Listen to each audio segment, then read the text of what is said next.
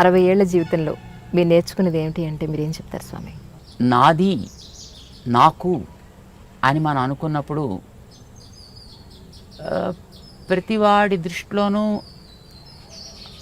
మనం కొంచెం కారంగానే కనిపిస్తాం, బాధకరంగానే కనిపిస్తాం, అదట వాడికి కష్టం కలిగించేటట్టుగాను మనం ఉంటాం. కానీ నాది అనేది ఏది లేకపోతే, నా కోసం అనేది దేన్ని పట్టుకోకపోతే ఐ థింక్ ప్రతివాడి దృష్టిలోనూ నువ్వు మంచివాడివిగానే ఉంటావు. This is what we learned. కొంతమంది మమ్మల్ని అప్పుడప్పుడు అడుగుతుంటారు, చెప్తుంటారు, సజెషన్స్ ఇస్తుంటారు కూడా. Swamiji, you need to have some personal time also అంటుంటారు మమ్మల్ని.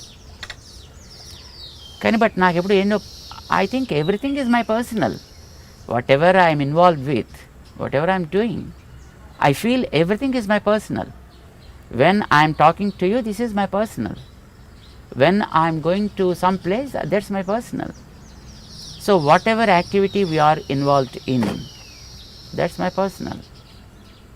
And there is nothing that makes me confined just to my body.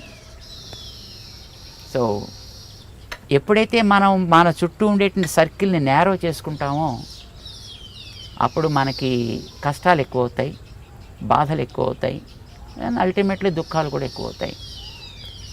ఆ హద్దును ఎప్పుడైతే మనం తీసేస్తాం, ఇప్పుడు మనం చేసే ప్రతి పని కూడా it's for somebody, it's for good.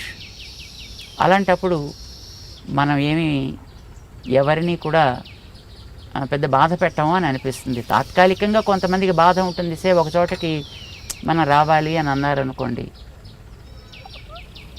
ఇందాక మనం చేసి ఏదో కార్యక్రమం అది కొంచెం ప్రొలాంగ్ అయిపోయి మనం అక్కడికి వెళ్ళలేకపోయాం అనుకోండి, తాత్కాలికంగా వాళ్ళు బాధపడ్డా కానీ but they are not getting lost from the link.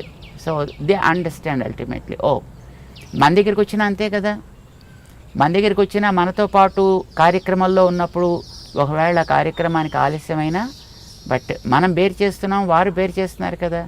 So we should also learn to be like that అని అనిపిస్తుంది. Because they understand that the person is having nothing limited personal agenda. Any activity is only just for the sake of others.